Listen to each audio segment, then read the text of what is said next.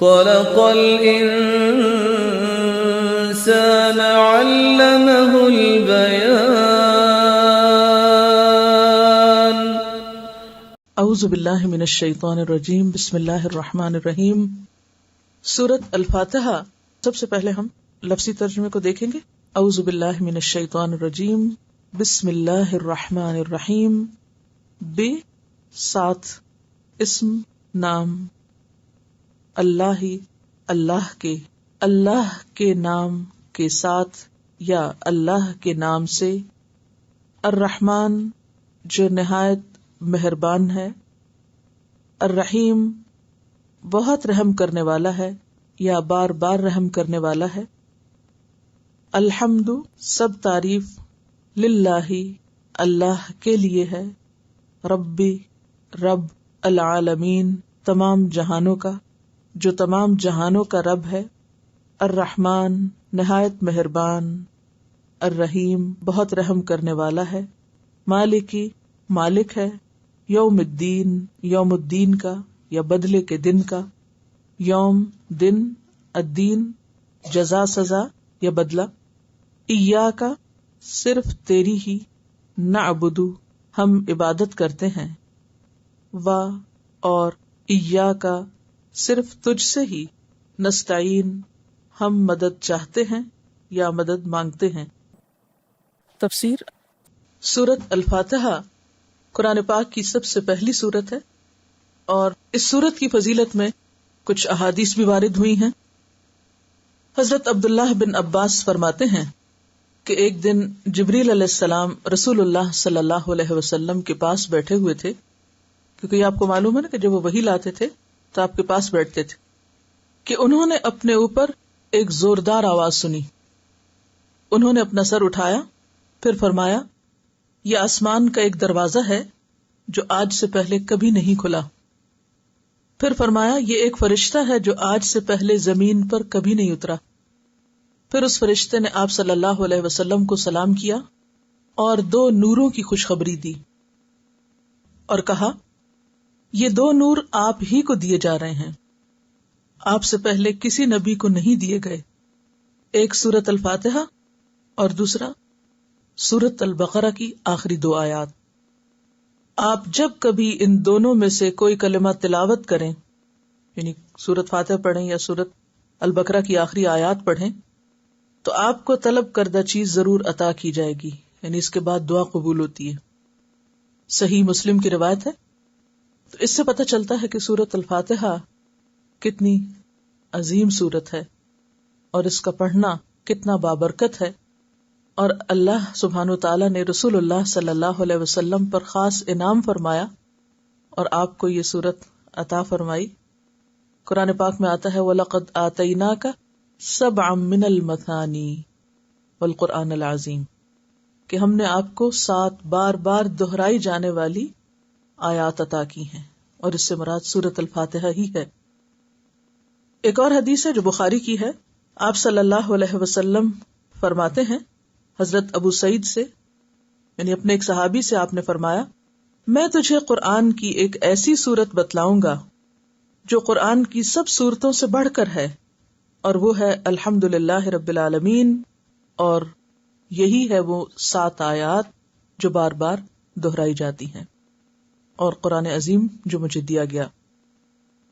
حضرت ابو ہریرہ رضی اللہ عنہ فرماتے ہیں کہ آپ صلی اللہ علیہ وسلم نے فرمایا سورت الحمد ہی ام القرآن ام الکتاب، اور دہرائی ہوئی 7 آیات ہیں. یہ ترمذی کی روایت ہے. کیا ام القرآن؟ ام کا کیا معنی ہوتا ہے؟ ماں. اور ماں سے مراد یہاں کیا؟ یعنی اصل، بنیاد. ام الکتاب اور دہرائی ہوئی 7 آیات. اس سورت کا نام الشفا بھی ہے اور الرقیہ بھی ہے، یعنی اس کے ذریعے دم بھی کیا جاتا ہے، شفا بھی حاصل ہوتی. اور ویسے تو قرآن سارے کا سارا ہی شفا ہے. سورۃ الفاتحہ ترتیب نزولی کے اعتبار سے 5ویں نمبر پر آتی ہے، اور یوں یہ نبوت کے ابتدائی دور میں نازل ہوئی، اور یہ پہلی سورت ہے جو پوری کی پوری ایک ہی بار اتری. باقی صورتیں تو کس طرح ہوتی ہیں کہ کوئی حصہ ایک دفعہ اترا، پھر کچھ بعد میں اترا، پھر ان کو اکٹھا کیا گیا، لیکن یہ پوری 7 آیات اکٹھی اتری ہیں۔ قرآن پاک کا جب آغاز کیا جائے تو حکم ہے کہ اللہ کی پناہ طلب کی جائے شیطان مردود سے۔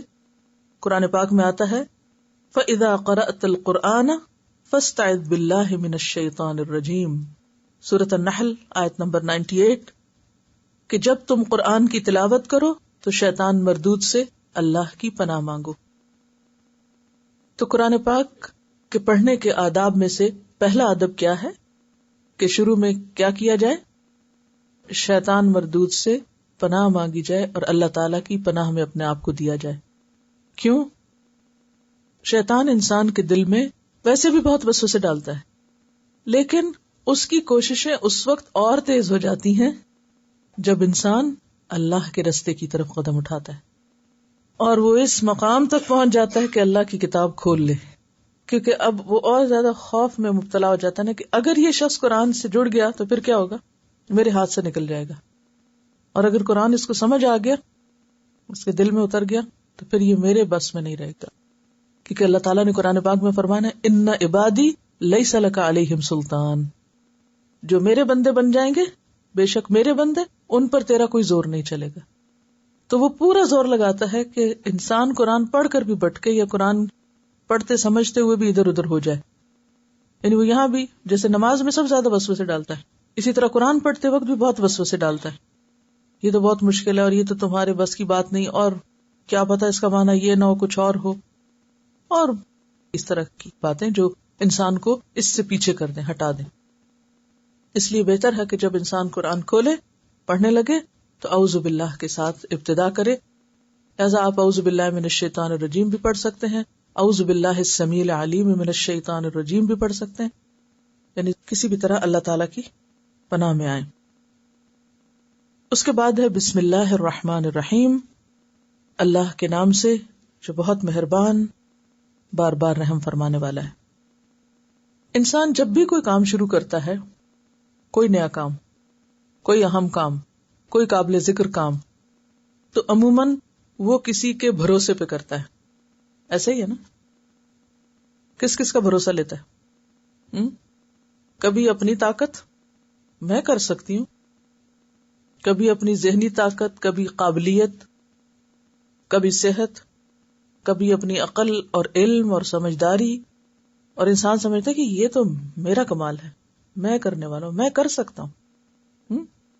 یا پھر اپنے سے باہر کچھ اور چیزوں کا بھروسہ لیتا ہے، بچے کام آئیں گے، یا یہ میرا مال کام آئے گا، یا فلاں میرے دوست میرا ساتھ دیں گے، یا فلاں انسان میری مدد کرے گا، ایسے ہی ہوتا نا۔ کوئی اہم کام آپ کرنے لگے تو کیا خیال آتا ہے میرے پاس پیسے، میں کر سکتا ہوں، ہے مجھے اتنی سمجھ، میں خود یہ سیکھ سکتا ہوں۔ تو یہ بالکل ایک قدرتی سی بات ہے کہ انسان جب بھی کوئی اہم کام، مثلاً آپ اگر آج کل کے حساب سے دیکھیں تو آپ کی زندگی میں اہم کام کیا ہوا ہے؟ قرآن کا آغاز آپ کر رہے ہیں آج، یا اس کورس کا آغاز کیا آپ نے، تو آپ کے دل میں کیا خیال آیا؟ میرے پاس گاڑی بھی ہے، میرے پاس وقت بھی ہے، یا میری ہمت توفیق بھی ہے، عقل ہے، سمجھ ہے، سب ہے، اور میں کر سکتی ہوں۔ قدرتی تو شیطان ایسی باتیں ذہن میں ڈالتا ہے، اور عام رجحان بھی یہی ہوتا ہے کہ جب ہم کسی اہم کام کے کرنے کا سوچتے ہیں تو ہم سوچتے ہیں آتا ہے مجھے، میں کر سکتا ہوں۔ کبھی اپنے علم پہ بھروسہ، کبھی اپنی طاقت پہ بھروسہ، کبھی کسی بھی خارجی امر پہ بھروسہ، کبھی اسباب پہ بھروسہ۔ ٹھیک ہے، انسان کو اللہ تعالیٰ نے حکم دیا کہ وہ اسباب کو استعمال کرے، لیکن اسباب پر بھروسہ نہیں، تو کیا کرے؟ بسم اللہ الرحمن الرحیم، اللہ میرے میں طاقت نہیں، تیرے بھروسے پہ کام کرنے جا رہی ہوں، تو کرائے گا، کیونکہ ہر چیز پر تیری رحمت چھائی ہوئی ہے، میں تیری رحمت کی وجہ سے اس قابل ہوں گی کہ میں یہ کر سکوں، پڑھ سکوں یا پڑھا سکوں یا اس پر عمل کر سکوں۔ تو مومن کا طرز عمل کیا ہوتا ہے؟ کافر ہے تو شمشیر پہ کرتا ہے بھروسہ۔ وہ ایک عام شعر آپ نے پڑھا ہوگا نا کہ وہ اسباب پہ بھروسہ کرتے ہیں۔ ان میں اور آپ میں فرق کیا ہے؟ مومن اسباب اختیار کرتا ہے، بھروسہ نہیں کرتا. یہ ایک اندر ایک ایسا فرق آ جاتا ہے ایمان لانے کے بعد اور اللہ کے دین کی طرف آنے کے بعد کہ انسان حقیقی عاجزی اختیار کرتا ہے، ہر کمال اللہ کے لیے، ہر تعریف اللہ کے لیے، اور اپنی صرف کوشش. تو سب سے بہتر آغاز کسی بھی کام کے لیے کیا ہو سکتا ہے کہ انسان وہ کام کس طرح شروع کرے؟ اللہ کے بھروسے پر شروع کرے. تو ہمیں حکم کیا دیا گیا کہ ہم کیا کریں؟ اپنے کاموں کو کس سے شروع کریں؟ بسم اللہ سے. جیسے وضو کرتے وقت، کھانا کھاتے وقت، گھر میں داخل ہوتے وقت، گاڑی میں بیٹھتے وقت. تو جتنے بھی اہم کام ہیں تو ان کے شروع میں آپ کو کیا کرنا ہے؟ بسم اللہ پڑھنا ہے. اور اہم ترین کاموں میں سے اہم قرآن پڑھنا. اس لیے قرآن کے آغاز میں بھی آپ کیا کرتے ہیں؟ بسم اللہ الرحمن الرحیم پڑھتے ہیں. الحمد للہ رب العالمین، سب تعریف اللہ کے لیے ہے جو رب ہے تمام جہانوں کا. حمد نعمتوں کے اعتراف کے لیے ہوتا ہے، یا حمد کا معنی ہے نعمت کا اعتراف کرنا کہ یہ میرے رب نے ہی مجھے دی ہے، یہ اسی کی طرف سے مجھے ملی. بندہ مومن ہر خیر اور ہر بھلائی کے ملنے پر بھلائی دینے والے کو یاد کرتا ہے، اس کا شکر کرتا ہے، اس کی طرف رجوع کرتا ہے، اس کا اعتراف کرتا ہے کہ اس نے مجھے دی. تو یہ کلمہ جب وہ بولتا ہے تو یہ خالق کو خوش کرتا ہے، مالک کو خوش کرتا ہے. اسی لیے جب ایک دفعہ انسان دل سے، ایک تو نا زبانی تکرار ہم کرتے رہتے ہیں وہ بھی ٹھیک ہے، لیکن ایک یہ کہ دل سے کھانا کھاتا ہے یا پانی پیتا ہے یا کوئی بھی نعمت اس کو ملتی ہے جس سے وہ راحت اور سکون پاتا ہے یا خوشی ملتی ہے، چاہے وہ دیکھنے کی ہو، چاہے وہ کھانے کی ہو، چاہے وہ نیند جیسی نعمت ہو، تو وہ کیا کرتا ہے؟ فوراً اللہ کا شکر ادا کرتا ہے اور الحمدللہ کہتا ہے. تو جو شخص دل سے الحمدللہ کہتا ہے تو صحیح مسلم میں آتا ہے الحمدللہ تملأ المیزان. الحمدللہ کا کہنا میزان کو بھر دیتا ہے. یعنی اللہ کے نزدیک اتنا پسندیدہ کلمہ ہے. ہم اس کو فار گرانٹیڈ لیتے ہیں، بھوک لگی ہے، کھانا ہے ہمارے پاس، کھا لیا بس ٹھیک ہے. تو پھر حق تو نہیں ادا کیا نا، شکر تو نہیں ادا کیا. نہیں، کتنے ہی لوگ ایسے ہیں کہ جن کے پاس یہ سب کچھ نہیں ہے. اگر آپ کو اللہ نے دیا ہے، نوازا ہے، تو پھر دینے والے کا شکر ادا کرنا بھی لازم ہے. ترمذی کی روایت ہے الحمدللہ افضل الدعاء، الحمدللہ سب دعاؤں سے افضل ہے. یعنی جب آپ الحمدللہ کہتے ہیں تو اللہ کی رحمت کو اپنی طرف متوجہ کرتے ہیں. اسی طرح الحمدللہ مختصر ترین ہے، لیکن حمد کے اور بھی کئی طریقے اور انداز ہیں جو مختلف مقامات پر ان کا اظہار کیا گیا. مثلا بندہ مومن صبح اٹھتا ہے تو الحمدللہ سے آغاز کرتا ہے، کھاتا ہے پیتا ہے تو الحمدللہ پڑھتا ہے. پھر اسی طرح نماز میں رکوع کے بعد حمدن کثیرن طیبا مبارکن فی، یا ملء السماوات وملء الارض وملء ما بینہما وملء ما شئت من شیء بعد، اور آگے بھی طویل روایت ہے یہ. تو اس وقت بھی کھڑے ہو کر وہ اللہ کی نعمتوں کو یاد کر کے شکر ادا کرتا ہے. اسی طرح جب کوئی اس کی زندگی میں خاص نعمت آتی ہے تو وہ اپنے اپنے الفاظ میں اس کا اظہار کرتا ہے. وہ جو ایک تھرل دل میں پیدا ہوتی ہے کسی نعمت کو دیکھ کر، تو اس کے بعد پھر بے ساختہ جو الفاظ زبان سے نکلتے ہیں وہ اللہ کے ہاں بہت ہی ویلیوبل یا قدر کیے گئے الفاظ ہوتے ہیں. اس لیے ہم دیکھتے ہیں کہ جب کسی شخص نے آپ صلی اللہ علیہ وسلم کے پیچھے نماز پڑھتے وقت رکوع سے اٹھ کر یہ کہا تھا تو آپ نے پوچھا تھا سلام پھیرنے کے بعد کہ یہ کس نے یہ کلمہ ادا کیا، کیونکہ میں نے دیکھا 30 سے زائد فرشتے لب کے اس کلمے کو اٹھانے کے لیے. یعنی اتنی بڑی بات اس نے کہی، اور وہ کیا تھا؟ دراصل محبت کا اظہار تھا، اپنے جذبات کا اظہار تھا کہ یار اب تیرا شکر کیسے ادا کروں. کوئی اس کو نعمت یاد آئی ہوگی اللہ کی. تو الحمدللہ کہنا بہترین الفاظ میں اللہ کی نعمت کا شکر ادا کرنا ہے. تو الحمدللہ رب العالمین. اور یہاں پر رب العالمین کیوں کہا گیا؟ کہ یا رب تو مجھے بھی دیتا ہے اور تو پورے جہان کا پالنے والا ہے، سب کی نگہداشت کر رہا ہے، سب کو کھلا رہا ہے، پلا رہا ہے، تیرا کس کس طرح شکر ادا کیا جائے۔ الرحمن الرحیم، بہت ہی مہربان ہے، بار بار رحم فرمانے والا ہے۔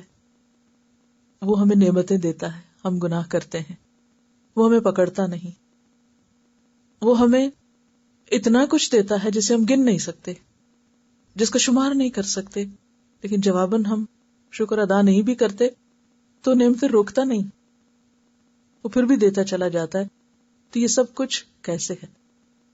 آپ دیکھیں نا، آپ کسی کے ساتھ احسان کریں وہ نہ مانے، پھر کریں وہ نہ مانے، تیسری دفعہ کریں وہ نہ مانے، پھر آپ کیا کرتے ہیں؟ کہتے ہیں بس بہت ہو گئی، کافی۔ لیکن اللہ تعالیٰ، کتنی مخلوق اس کی ایسی ہے جو صرف لے رہی ہے اور جواب میں اس کا کچھ بھی شکر ادا نہیں کرتی، لیکن اس کے باوجود وہ اپنی رحمتیں اور نعمتیں عام کیے ہوئے۔ تو یہ الرحمن اور الرحیم کے سوا کوئی نہیں کر سکتا۔ اور رحمان جو ہے یہ فعلان کے وزن پر مبالغے کا صیغہ ہے، بہت زیادہ رحمت فرمانے والا۔ مالک یوم الدین، مالک ہے جزا سزا کے دن کا۔ جزا سزا کے دن سے مراد کیا؟ یوم الدین سے مراد قیامت کا دن، اور اس کا وہ مالک ہے تو کیا تصور آتا ہے؟ قیامت کے دن کا مالک ہے، مالک، سارے ڈیسیژنز اس کے ہاتھ میں، ہر چیز اس کے اختیار میں ہوگی، ہر چیز اس کی قدرت میں ہوگی، کمپلیٹلی وہ مالک۔ سورۃ المؤمن میں آتا ہے یوم ہم بارزون لا یخفی علی اللہ منہم شیء لمن الملک اليوم للہ الواحد القہار الیوم تجزی کل نفس بما کسبت لا ظلم اليوم ان اللہ سریع الحساب۔ وہ دن جب سب لوگ بے پردہ ہوں گے، بغیر لباس کے اور بغیر کسی اوٹ کے سامنے جا کے کھڑے ہوں گے حشر کے دن۔ اللہ سے ان کی کوئی بات چھپی نہ ہوگی، یعنی بے پردہ صرف جسمانی اعتبار سے نہیں بلکہ اپنے اعمال کے اعتبار سے جو انہوں نے دنیا میں کیے۔ اس روز پکار کے پوچھا جائے گا آج بادشاہت کس کی ہے، آج مالک کون ہے، آج بادشاہ کون ہے؟ تو سارا عالم پکار اٹھے گا للہ الواحد القہار، صرف ایک اللہ کی جو بہت زبردست ہے۔ پھر فرمایا آج ہر شخص کو اس کی کمائی کا بدلہ دے دیا جائے گا۔ وہ دن بدلے کا دن ہے جس کا وہ مالک ہے، اسی کی بادشاہت ہوگی اس دن، اور وہ ہر ایک کو اس کے کیے کا بدلہ دے گا۔ آج ہر متنفس کو اس کی کمائی کا بدلہ دیا جائے گا جو اس نے کی تھی، آج کسی پر کوئی ظلم نہ ہوگا، اور اللہ حساب لینے میں بہت تیز ہے، حساب لیتے اس کو دیر نہیں لگتی۔ اور آپ نے یہ دنیا میں محسوس کیا ہوگا نا، بعض اوقات آپ کی زبان سے کوئی ایک بات نکل جاتی ہے تو فوراً ہی پکڑ آ جاتی ہے، ہوتا ہے نا ایسے۔ ہم دعویٰ کرتے ہیں یہ کام تو میں کل ضروری کر لوں گی، یہ کیا مشکل ہے، یہ چیز تو ایسے ہے، اور پھر اللہ تعالیٰ بتاتا ہے کہ تم سمجھتے ہو یہ سب تمہارا کمال ہے۔ تو مالک یوم الدین، مالک ہے روز جزا کا۔ ایاک نعبد و ایاک نستعین، اگر وہ مالک ہے اس دن کا تو پھر ہمیں بھی کیا کرنا چاہیے؟ صرف اس کے بن جانا چاہیے، اونلی یورز، کیونکہ مالک جو تو ہے، کوئی اور ہے نہیں نا کہ اس کے وفادار ہوں۔ صرف تیری ہم عبادت کرتے ہیں، صرف تیری۔ اور عبادت میں کیا؟ عاجزی اور محبت، کہ محبت کے ساتھ تیرے آگے جھکے ہوئے ہیں، تجھ سے ڈرتے بھی ہیں اور تیرے آگے سر رکھے ہوئے ہیں۔ عبادت کی اعلیٰ ترین شکل کیا ہے؟ سجدہ، جس میں انسان واقعی عاجزی کا فزیکلی ثبوت دیتا ہے، سب سے چھوٹی شیپ ہو جاتی ہے بندے کی، اور انسان اپنا ناک اور اپنا ماتھا جو دونوں انسان کی عزت کی علامت ہے، یہ زمین پہ ٹیک دیتا اپنے رب کے حضور، اور یہ پیشانی صرف اسی کے آگے جھکنی چاہیے، یہ ناک صرف اسی کے آگے زمین پہ لگنا چاہیے۔ تو ایاک نعبد، صرف تیری ہم عبادت کرتے ہیں، و ایاک نستعین، صرف تجھ سے ہم مدد چاہتے ہیں، دنیا میں جو بھی ہماری مشکلات ہیں ان میں بھی تیری ہی مدد چاہیے، ہمیں تیری بھروسے پہ ہم چل رہے ہیں۔ وآخر دعوانا ان الحمد للہ رب العالمین، وآخر دعوانا ان الحمد للہ رب العالمین۔ سبحانک اللہم و بحمدک، اشہد ان لا الہ الا انت، استغفرک و نتوب الیک۔ السلام علیکم و رحمۃ اللہ وبرکاتہ۔